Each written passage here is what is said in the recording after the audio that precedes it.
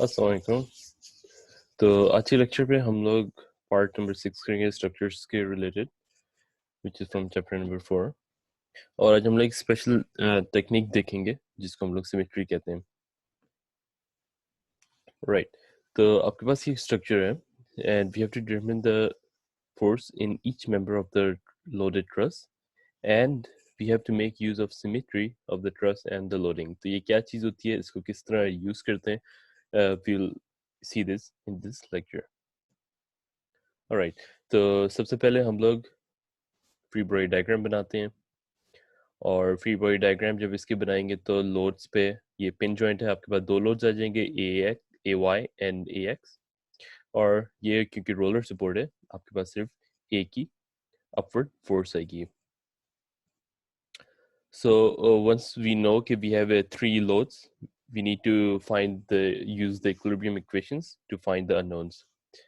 And since we know that we have the forces only, the applied forces are only in y-axis. Okay? So we have 30, 60, and another 30, and these all are acting in y-axis.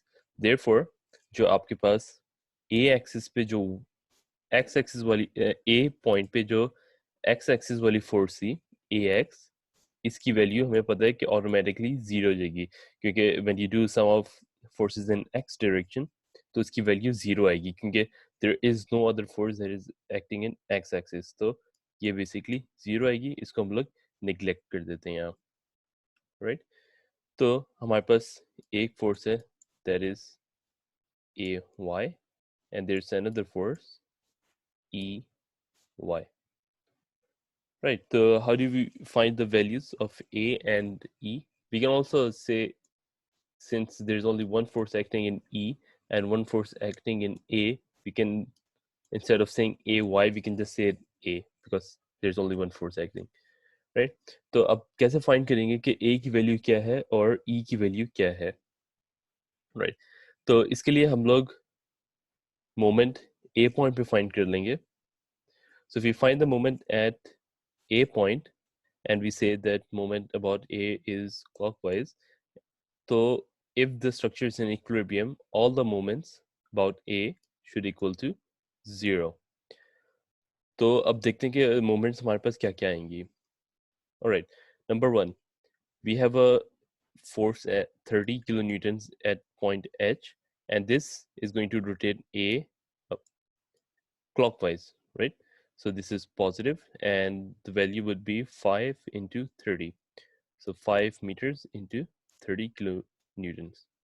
Then we have a force of 60 kilonewtons at G, and this is at a distance of 5 plus 5, 10 meters. So the value would be 10 into 60. So 10 into 60. Then we have another force of 30 kilonewtons at F, and this is at the distance of 555. You add them and you get 15. So 15 into 30. And these all forces, they're making a moment of clockwise about A. Okay, then we have a force that is a reaction force that is acting upwards at point E, and since it's acting upwards, अगर आप इसका moment लें at point A, this will rotate your structure at an anti-clockwise manner. Therefore, we have a negative sign over here. So 5, 5, 5, 5, we have 20. So 20 into E. Okay, this is supposed to be E. It's a mistake. This is supposed to be E, right? So value of E, which is the only unknown over here, and we send these other forces, or you can send this to the other side of the bracket and find the values. हमारे पास E की value 60 kilonewtons आती है. Now, since we know this value E, हम लोग क्या कर सकते हैं, हम लोग summation Fy use कर सकते हैं. Summation Fy is equal to 0. All the upward forces and the downward forces should equal to 0. तो अब हमारे पास जो downward forces हैं वो 30 plus 60 plus 30, that is 120. So upward is A plus E. Okay, again this is E, not D. So A plus E should equal to your downward forces. So we know the value of E is 60. So A is equal to 120 minus 60 is equal to 60 kilonewtons. right? So both the values of the unknowns, the reacting forces E and A, are 60 kilonewtons. तो हम लोग यहाँ इसको 60 kilonewton यूं लिख सकते हैं, ठीक है। अच्छा, अब इसको सॉल्व करने के लिए जैसे सवाल में मेंशन हुआ था कि that you have to use symmetry, okay.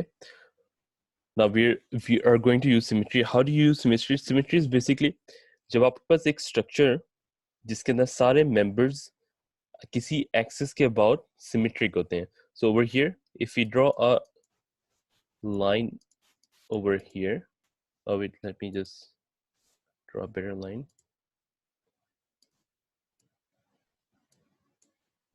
तो अब मेरे पास अगर इस तरह की लाइन हो, ठीक है, तो इसके right hand side and left hand side are same, ठीक है। Okay, the things that you have to consider is number one, the structure, ठीक है, obviously the structure has to be symmetric. The other thing that you have to consider is the forces. ये जो forces हैं ये आपस पे same होनी चाहिए, ठीक है, इनकी वैल्यू आपस पे सेम होनी चाहिए। तो अब जैसे यहाँ 60 है तो इधर भी 60 होनी चाहिए, अगर यहाँ 30 है तो इसकी भी वैल्यू भी 30 होनी चाहिए। ऑब्वियसली ये 60 है, इसकी कोई भी वैल्यू हो सकती है क्योंकि ये सेंटर पे एक्ट कर रहा है, ठीक है। तो इसकी वैल्यू 50, 60, 20 हो तो इट डजंट मैटर क्योंकि ये सेंटर पे आ रहा है। हाउएवर जो अदर वैल्यूज हैं 30, 60, 30, 60, they have to be same, right? If they're not same, then we don't have a symmetric structure, right? क्योंकि फिर अब फॉर एग्जांपल अगर इसकी वैल्यू 60 की जगह लेट्स से 80 होती, देन ऑब्वियसली यहाँ भी आपके पास जो वैल्यू आती डी ई की वो इधर से डिफरेंट होती, राइट? तो इसको आगे जाके हम लोग देखेंगे, ऑलराइट।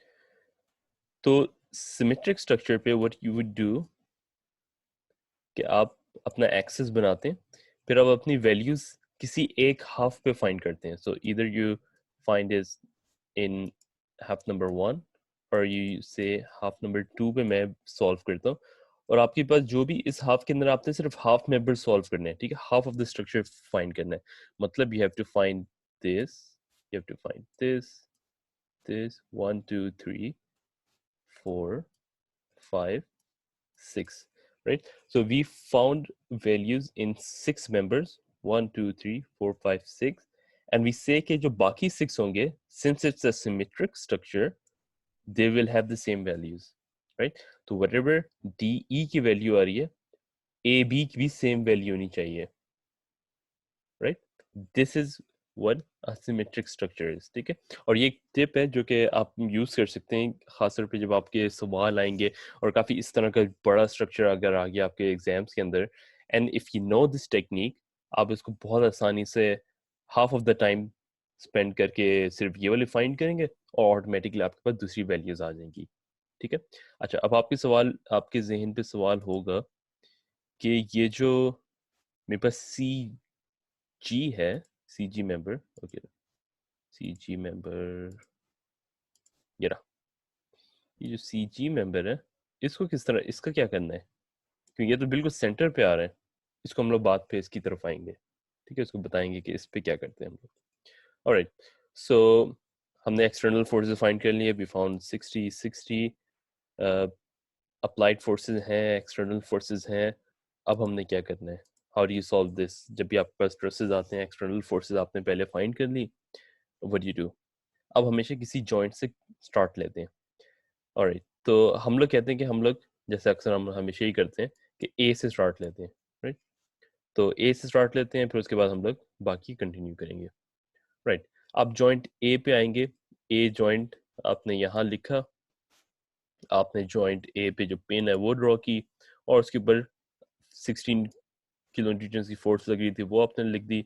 उसके बाद जो मेंबर्स थे आपके पास A B and A H, आपने A B and A H draw किया, और फिर आपने एरोज बनाने हैं, राइट? अब एरोज का हमने डिस्कस किया था, एरोज के जो मेंबर्स के अंदर जो एरोज होते हैं, जो फोर्स जहाँ लग रही होती है, क्या वो टुवर्ड्स द पिन लग रही है, अवे फ्रॉम द पिन लग रही है, किस तरह ड्रॉ करते हैं हम? बेसिकली स्ट्रक्चर को इक्विलिब्रियम, जो पिन है वो इक्विलिब्रियम पे होनी चाहिए।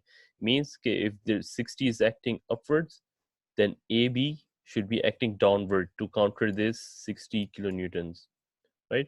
So AB का vertical component is downward and AB का जो horizontal component होगा, as a result, it will act towards left. Since AB का horizontal component is acting towards left, इसको balance करेगा AH. अगर AH towards right act कर रहा है, तो AH और AB का horizontal component आपस पे balance हो जाएंगे. ठीक है, तो इस तरह बेसिकली हम लोग एरोस ड्रॉ करते हैं, लेकिन मैंने पहले बताया मगर हम लोग रिपीट कर रहे हैं उसको, राइट? तो now you need to find values of AB and AH. What do you do? We have two equations, summation Fy is equal to 0 and summation Fx is equal to 0.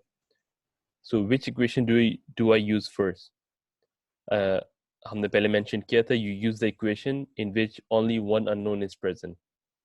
If you look at the x-axis, right, and also you have to draw your axis. So right, so if you look at x-axis, we have one unknown AH and we have another unknown AB, right? So if you write equation of summation fx is equal to 0, you will have two unknowns, right? तो आप इसको find नहीं कर सकते, so we will use summation fy is equal to 0. Now जब आप इसके components बनाएंगे, for example आप ये वाला, ये जो angle है आपको ये पता होना चाहिए. When you have to use the components of AB, you need to find the angle. Angle किस तरह find करेंगे? आपको पता है ये 5 है और ये 4 है. So tan inverse of 4 over 5 will give you angle 38.7, and this 38.7 is the angle between AB and AH, and this is also the angle from here till here, right? This is alternate angles. This angle should equal to this angle. Okay, now when you use summation Fy is equal to 0, upward we have 60 kilonewtons, so 60 kilonewtons should equal to AB, and since it's vertical, so AB ये sign के opposite है, मतलब ये इस तरह है, तो angle के ऑपोजिट हमेशा साइन आता है, और एंगल हमारे पास 38.7 आ रहा था, तो 60 is equal to AB sin 38.7. तो AB की वैल्यू आप निकालें, 60 डिवाइड बाय sin 38.7, आपका आंसर 96 किलो न्यूटन आ रहा है. नाउ दूसरी चीज मैंने हमेशा बताई थी आपको कि आपने मेंबर्स के अंदर जब ट्रसेस सॉल्व कर रहे हैं, आपने हमेशा किलो न्यूटन्स के बाद बताना होता है कि वो कंप्रेसिव है या टेंसाइल फोर्स है. और हमने बताया था कि जब वो टूवर्ड्स द पिन एक्ट कर रहा होता है तो वो कंप्रेसिव होता है, away from the pin act कर रहा होता है टेंसाइल होता है. तो since AB was acting towards the pin, it's a compressive force, right? Now we use summation Fx is equal to 0, so Fx means AH should equal to the horizontal component of AB. So AH is equal to horizontal component of AB, which is AB cos 38.7. So AB की value हमने यहाँ निकाली 96 यहाँ लिख लेंगे, multiply किया 75 आया, and since acting away from the joint वो टेंसाइल फोर्स है. ठीक है, तो हमने AB एंड AH की वैल्यूज फाइंड कर ली. मूविंग ऑन, तो A जॉइंट हमारे पास हो गया. A से हमारे पास कौन सी वैल्यूज हमने फाइंड करनी है? A से हमने AB एंड AH जॉइंट, ये दोनों हमने फाइंड कर लिए. Now if you look at H joint, we have 1, 2, 3 unknowns. However, if you look at B joint, we have 1, 2 unknowns, right? तो हम लोग B की तरफ जाएंगे. अब B की तरफ चले गए. अब B के अंदर आप ये देखें कि जो AB joint था आपका, AB was a tensile, was a compressive force. Compressive का मतलब it is always acting towards the pin. So it at one end, मतलब at this end, अगर वो compressive है तो वो दूसरे एंड पे भी compressive होगी. ठीक है, ये टू फोर्स मेंबर है, तो हमने टू फोर्स में कहते हैं कि जो फोर्सेस है वो बैलेंस होती हैं. तो अगर एक फोर्स यहाँ है तो दूसरे एंड पे force opposite angle opposite side पे होनी चाहिए. तो इसका मतलब बी की तरफ वो टूवर्ड्स द जॉइंट पॉइंट कर रहा होगा. ठीक है, अब पी के अंदर आपके पास दो फोर्सेस थी, B H and B C. जो ए बी वाली फोर्स थी वो अपवर्ड एक्ट कर रही थी, क्योंकि वो अपवर्ड एक्ट कर रही थी तो आपके पास, क्योंकि वो अपवर्ड एक्ट कर रही थी तो आपके पास दो इसके अंदर क्या कहते हैं कंपोनेंट्स बनेंगे इसका। एक कंपोनेंट इसका अपवर्ड होगा और एक कंपोनेंट इसका टुवर्ड्स राइट होगा। तो जो राइट एंगल वाला कंपोनेंट होगा, राइट साइड पे जो एक्ट कर रहा होगा वो बीसी फोर्स के साथ कैंसिल कर देगा, और जो अपवर्ड कर रहा था वो बी एच के साथ कैंसिल कर देगा। तो इसका मतलब हमारे एरोज ठीक ड्रॉ हुए हैं। तो फिर हम लोग क्या करेंगे, फिर हमने इसको हम लोग आगे जाते हैं और आगे राइट आगे चले गए। तो अब हम लोग क्या करेंगे, हम लोग summation F Y is equal to 0 use करेंगे। वाई के अंदर हमारे पास जैसे मैंने बताया था ए बी फोर्स लग रही है और बी एच लग रही है, तो B H should equal to A B force. तो बी एच की वैल्यू होगी, ए बी की वैल्यू हमने ऑलरेडी फाइंड की हुई थी, 96 मल्टीप्लाइड बाय द एंगल, हमारे पास 60 किलो न्यूटन आ रहा है। And since this is acting away from the joint, इसके साथ हमने टेंशन भी मेंशन की हुई है। ठीक हो गया। ओके, अब हम लोग एक्स एक्सिस की तरफ आए तो ए बी का जो हमारे पास हॉरिजॉन्टल कंपोनेंट है that should equal to B C. ठीक है, तो basically B C is equal to A B cos 38.7, और यहाँ से हमारे पास ए बी की वैल्यू हमें पता है और 96 है, तो 96 कॉस ये करेंगे तो आपके पास 75 किलो न्यूटन आ जाएगा। और क्योंकि वो पेन की तरफ एक्ट कर रहा था तो ये हमारे पास कंप्रेसिव हो गया। ठीक है, तो हमने ए बी फाइंड कर लिया, ए एच फाइंड कर लिया, बी एच फाइंड कर लिया और बी सी फाइंड कर लिया। हमारे पास जो लेफ्ट अननोन्स हैं वो एच सी, एच जी और सी जी हैं। ठीक है, बाकी हाफ को हम लोग नहीं देखेंगे। ओके, तो हम लोग जॉइंट एच पे आते हैं। अब जॉइंट एच पे आएंगे तो बी एच हमने फाइंड किया था 60 किलो न्यूटन, और ये टेंसाइल फोर्स थी तो acting away from the joint. And A H भी हमने फाइंड की थी, वो भी 75 किलो न्यूटन टेंसाइल फोर्स थी। तो ये दोनों away from the joint act हो रहे हैं। अब क्योंकि ये away from the joint act हो रहे हैं तो जो बाकी मेरे पास जो फोर्सेज होंगी, अच्छा ये 30 किलो न्यूटन मैंने रेड पे की हुई है, however this is a non force. ठीक है, basically this is a non force, non मैं हमेशा ग्रीन से करता हूँ, हाउएवर यहाँ गलती से रेड से हुई भी है। ठीक है, but this is a non force of 30 kilo Newton which is already acting at joint H. ठीक है, तो एच के अंदर मेरे पास एच सी अननोन है और एच जी अननोन है। अब इनके जो एरोज हैं वो मैंने किस तरह ड्रॉ किए हैं, अब यहाँ आप देख सकते हैं कि ये 60 किलो न्यूटन अपवर्ड की तरफ जा रहे हैं और ये 30 किलो न्यूटन नीचे की तरफ जा रहे हैं। A H 75 kilo Newton towards left जा रहा था। अब हाउ डू आई नो कि सी एच सी और एच जी की वैल्यूज क्या होंगी, मतलब इट्स कंप्लीट पॉसिबल कि मैं आई कैन से कि H C should act downward, मतलब आई कैन कंप्लीटली से कि एच सी का जो डाउनवर्ड कंपोनेंट है combined with 30 should equal to 60, right. और मैं कह सकता हूँ कि क्या नाम है, जो मेरे पास एच सी का जो horizontal component plus A H should equal to C G H G, right. However इसके लिए मैंने आप लोगों को ऑलरेडी बताया था कि don't get too confused up with the where the arrow's head should be. If you don't know, just draw it at any side you want. और फिर जब आप आंसर फाइंड करेंगे, अगर आंसर नेगेटिव है इट मीन्स कि आपका जो आंसर था वो हमने दूसरे उसको ऑपोजिट है एक्चुअली। तो जब हम लोग यहाँ फाइंड करेंगे अब तो बेसिकली हम क्या करेंगे, हमने क्या कि ठीक है समेशन एफ वाई पहले यूज करते हैं। अब समेशन एफ वाई अगर पहले यूज करेंगे तो आप इक्वेशन यहाँ देखें, जो मेरी अपवर्ड वाई एक्सिस मेरा पॉजिटिव अपवर्ड है, x axis positive towards right है, तो अपवर्ड वाली जो भी वाई वर्टिकल फोर्सेस आई वो पॉजिटिव, तो 60 प्लस एच सी का हॉरिजॉन्टल का वर्टिकल कंपोनेंट, ठीक है वर्टिकल कंपोनेंट मतलब ये वाला कंपोनेंट शुड इक्वल टू जो भी मेरे पास डाउनवर्ड फोर्स आ रही थी विच इज 30, ठीक है।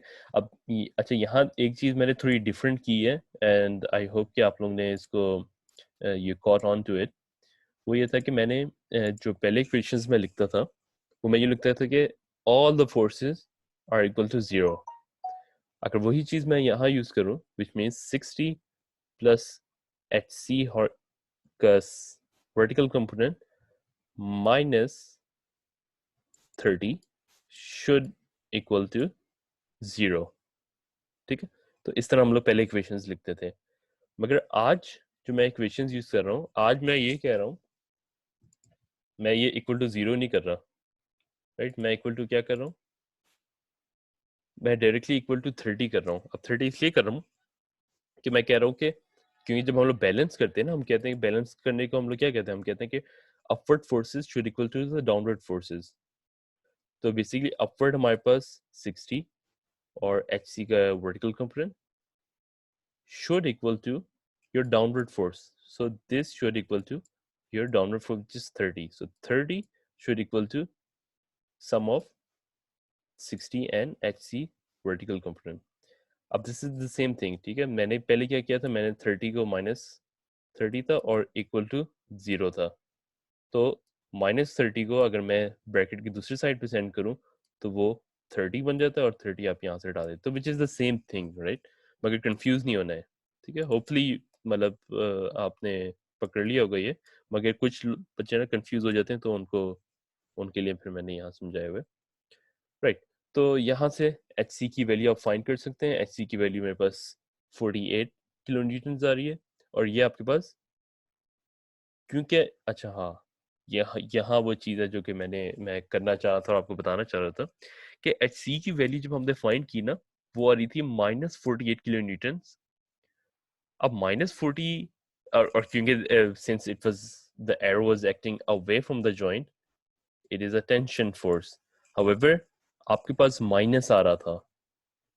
What this minus indicates is that the arrow that we chose was not correct.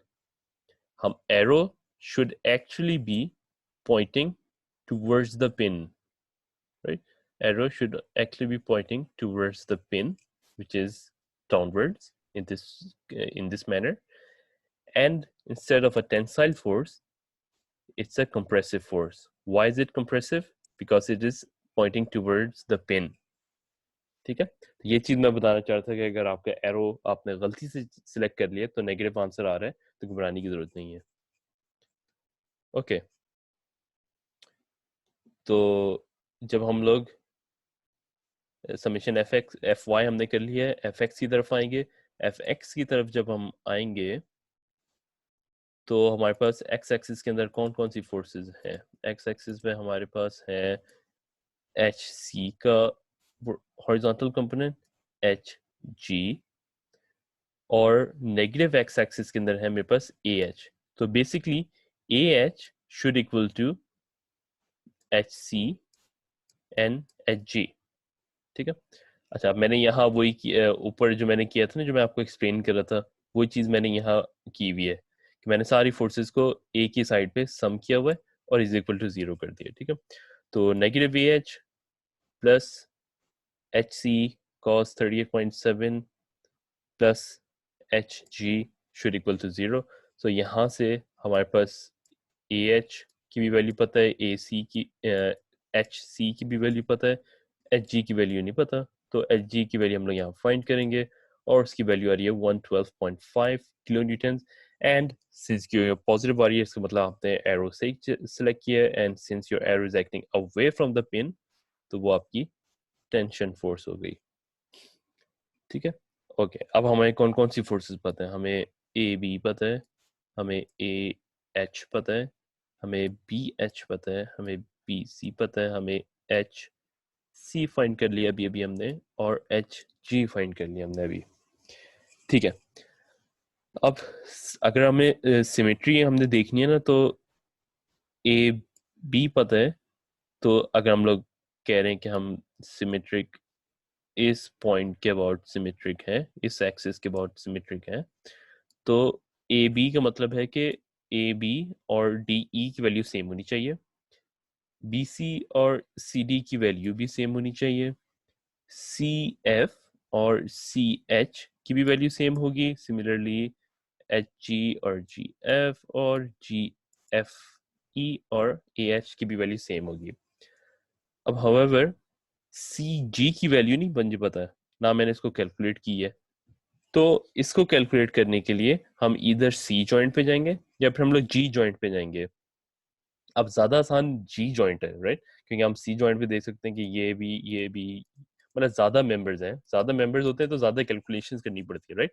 तो हमेशा कोशिश करो कि ऐसे जॉइंट पे जाओ जहां कम मेंबर्स हो, कैलकुलेशंस आसान हो, राइट। ओके, तो जब हम लोग G वाले जॉइंट पे जाएंगे, फाइंड हमने क्या करना है, हमने CG या फिर GC की वैल्यू फाइंड करनी है। अब जितनी भी वैल्यू HG पे है उतनी ही वैल्यू GF पे है, ठीक है। मगर हम लोग अभी एक्स एक्सिस को नहीं देख रहे, हम इसको देख ही नहीं रहे, ठीक है, ना हमें एक्स एक्सिस की कोई परवाह है, हम बस वर्टिकल फोर्सेस हम देखनी है, क्योंकि CG फाइंड करना है ना, ये कम्प्लीटली वर्टिकल है। तो जो बाकी वर्टिकल फोर्स क्या है, वो 60 किलो न्यूटन है, जो कि डाउनवर्ड एक्ट हो रही थी। 60 किलो न्यूटन डाउनवर्ड एक्ट हो रही है और ये अपवर्ड है, तो इसका मतलब इसकी वैल्यू क्या होनी चाहिए, 60 के इक्वल होनी चाहिए। अगर हम समेशन एफ वाई करें तो G C minus 60 is equal to 0, so G C is equal to 60 kilo, and since is acting away from the point, from the pin, तो वो आपकी टेंसाइल फोर्स हो गई, ठीक है। अब हमने सारी फोर्सेस फाइंड कर ली हैं, ठीक है। अब हमने इसकी भी वैल्यू फाइंड होगी, अब हमारे पास सारी वैल्यूज आ गई हैं, ठीक है। तो अब हम लोग अगर देखें तो ये हमारे ये जो ग्रीन है ना, ये हमने फाइंड किए हैं, और जो रेड है ये हमने अभी फाइंड नहीं की। हाउएवर हम कहेंगे बाय सिमेट्री, तो H G should equal to F G, तो उसकी वैल्यू 112.5 किलो न्यूटन होगी। अगेन साथ पे आपने टी या फिर सी मेंशन करना है, तो इसी तरह P C is equal to C D, और बाकी आप देख सकते हैं, आप ये भी हमने डिस्कस किए हैं, ए एच जो है, तो ए एच ये है आपका, ठीक है, ये ए एच है की वैल्यू होगी ई एफ के, एच सी और सी एफ के इक्वल होगा, बी एच डी एफ के इक्वल होने चाहिए, और ए बी आपका डी ई के इक्वल होना चाहिए, ठीक है।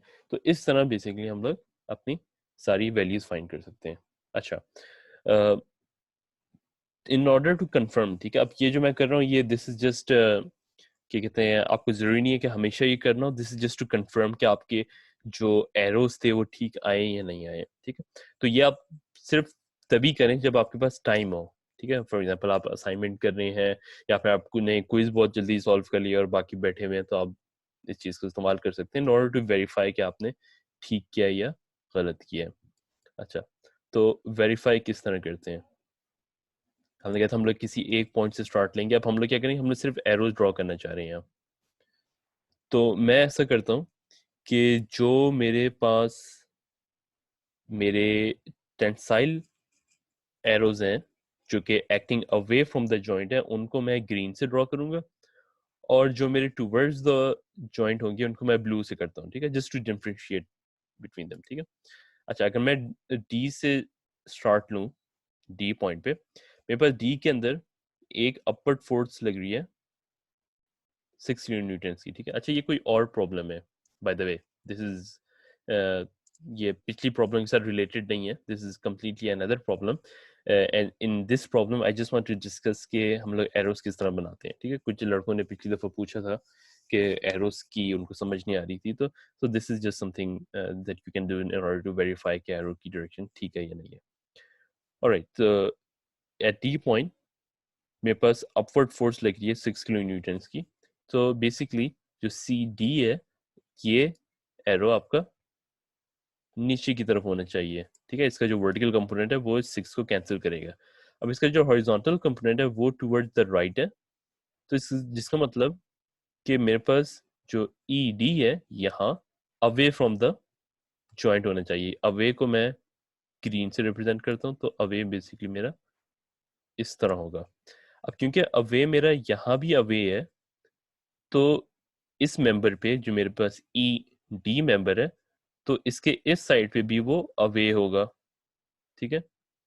अवे फ्रॉम द जॉइंट का मतलब है टेंसाइल, और टूवर्ड्स द पिन कंप्रेसिव। अब ये क्योंकि ये टूवर्ड्स द पिन यहाँ था, तो इस पॉइंट पे भी वो टूवर्ड्स द पिन होगा, ठीक है। तो ये आपके पास कंप्रेसिव फोर्स आ गई। अच्छा, अब अगर मैं सी जॉइंट की तरफ आऊं, सी जॉइंट पे मेरे पास एक एरो है जो कि टूवर्ड्स द जॉइंट पॉइंट कर रहा है, तो इसका एक वर्टिकल कंपोनेंट अपवर्ड होगा, ठीक है। अब इसका जो वर्टिकल कंपोनेंट होगा जो कि इस तरह होगा, उसको काउंटर करने के लिए जो मेरे पास ई सी है या फिर सी ई है, ये वाला जो मेंबर है, ये किधर एक्ट करेगा, ये away from the joint act करेगा। अवे फ्रॉम द जॉइंट को मैं ग्रीन से रिप्रेजेंट करूंगा, तो वो मेरे पास इस तरह आ जाएगा। जब ये इस तरह होगा, तो इसका जो वर्टिकल कंपोनेंट है ना, वो इसके हॉरिजॉन्टल कंपोनेंट के साथ कैंसिल कर देगा। देयरफॉर ये मेरे पास एरो इस तरह आ गया। तो जब सी ई के अंदर सी पॉइंट पे अवे फ्रॉम द जॉइंट है, तो ई पॉइंट पे भी वो अवे फ्रॉम द जॉइंट होगा, ठीक है। एरो इस तरह हो गए।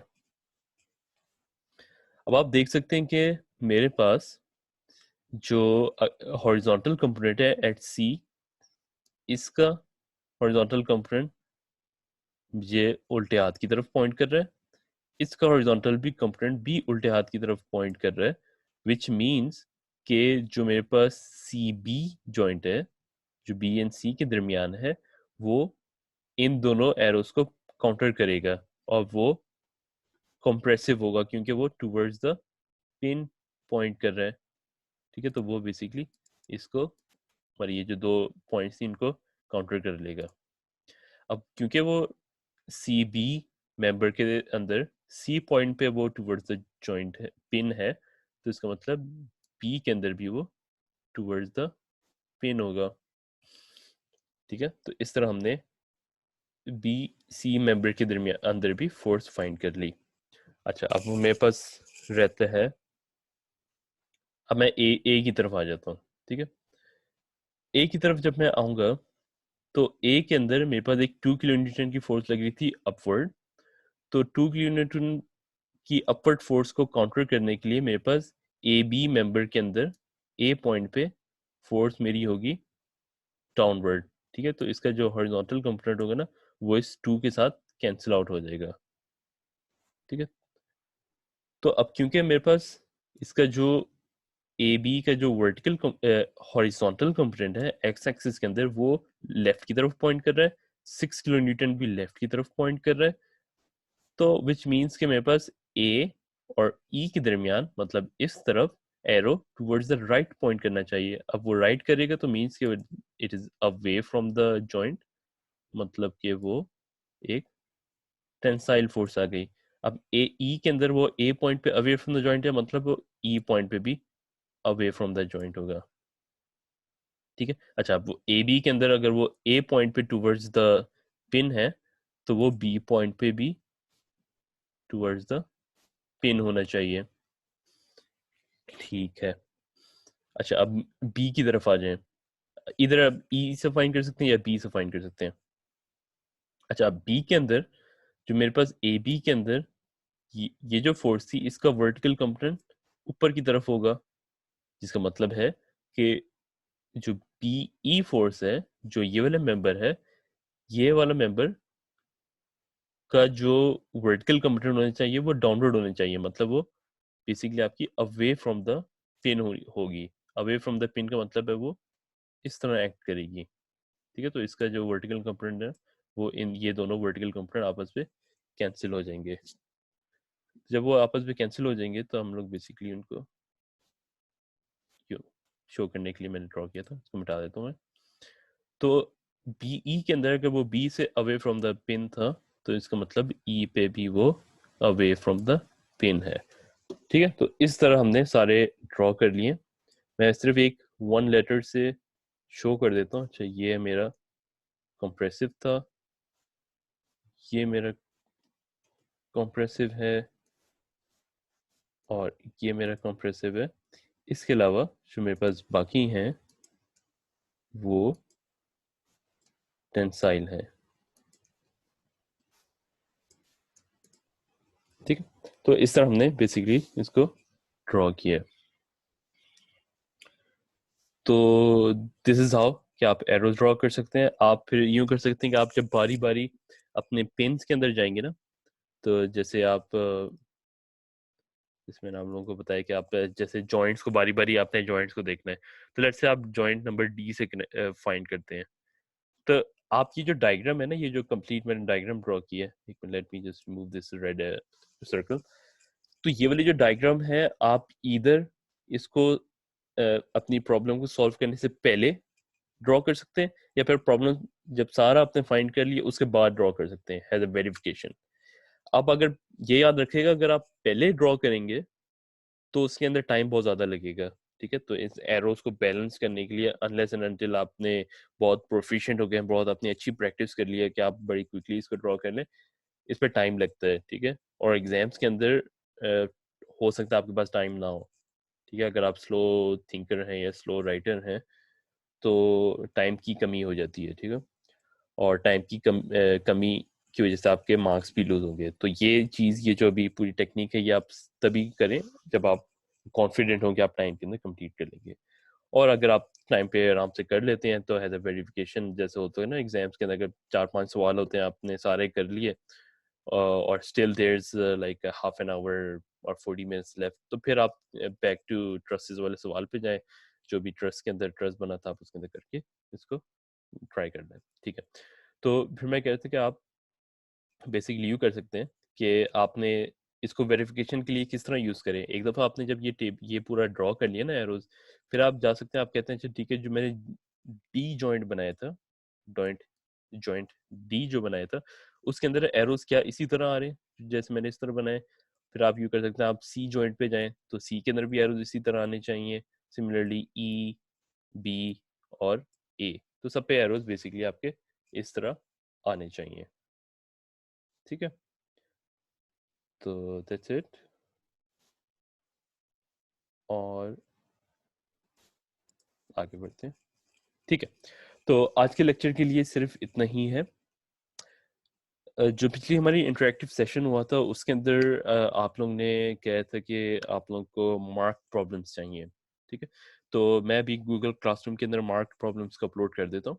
तो ये मैंने थोड़ी गो थ्रू की थी क्वेश्चंस के अंदर, विच आई फाउंड कहते ठीक है ये वाली प्रॉब्लम आप कर लें तो बेहतर है। तो वो वाली प्रॉब्लम्स मैंने आप लोगों को बता दी हैं। अगेन डिस्क्लेमर इज के जस्ट बिकॉज के आप वो कुछ 10 या 11 प्रॉब्लम्स है, तो डिस्क्लेमर इज के just because you solve those 10-11 problems does not will not make you proficient in trusses. ठीक है, तो ये नहीं समझेंगे अच्छा ठीक है बस मैंने एग्जाम से पहले बस वो 10 कर लेनी है और उन्हीं में सवाल आएगा या इस तरह, ऐसा बिल्कुल कुछ भी नहीं है। और those problems are just because के मतलब मैंने देखा है कि आप लोगों ने बताया कि सर बहुत ज़्यादा यू नो प्रॉब्लम्स होती हैं, हमें थोड़ी शॉर्ट लिस्ट करा दें, तो बेसिकली दोज प्रॉब्लम्स को मैंने शॉर्ट लिस्ट करा दी आपके लिए। तो बेसिकली दैट्स इट, आज के लेक्चर के लिए सिर्फ इतना ही है।